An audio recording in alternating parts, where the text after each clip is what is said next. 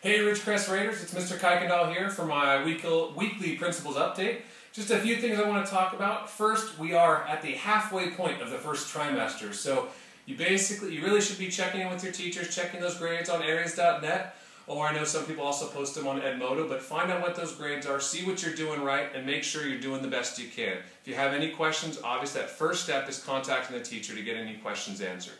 I also want to mention a few other things. Upcoming, we have, as you see, our hot off the presses flyer here.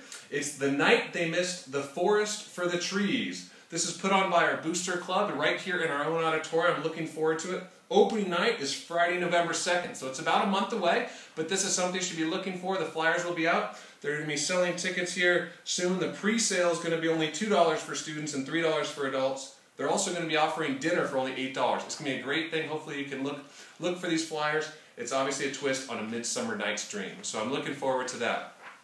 Also, in just a couple weeks, starting on October 22nd, we have the Giving Spirit, which is a group that really supports the homeless and the needy, and they're asking for us Ridgecrest Raiders families to come together and help collect. First, black socks. So these black socks, students will turn into their 4th period class the week of the 22nd, and this class that has the most black socks, I think, is going to win some type of prize. They're also looking to collect granola bars. Now, these are going to be actually turned in at the front of the campus only before school. So any type of granola bars are great. They like the variety packs, but black socks and granola bars starting the week of October 22nd. It's the same as Red Ribbon Week. It's a fantastic week. We'll have some assemblies then, but hopefully your family can find a way to participate in this by bringing black socks and granola bars.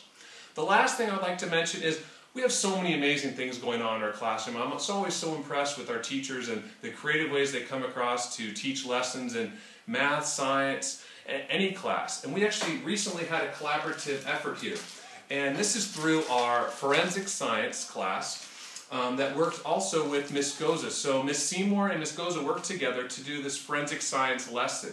It was actually, it's appropriate for this time of year, but the background story is that they found this skull and they had to then look at forensic science, look at artistic ability, and recreate what this skull would look like with human flesh on there. So they had a lot of art touching in this, history, and they had to look and see what kind of background this young lady had.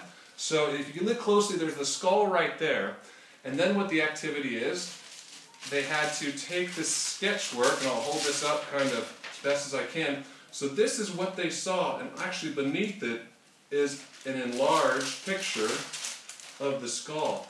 And they did just an amazing job. I was so impressed. There was one. We have a couple others here. Here is another one. And then there was one more here. Here is one more. But they all, if you look, I was so amazed at how great a job they did making them all. You know, they all look similar.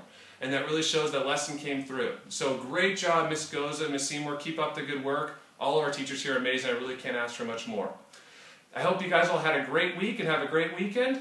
Go Raiders!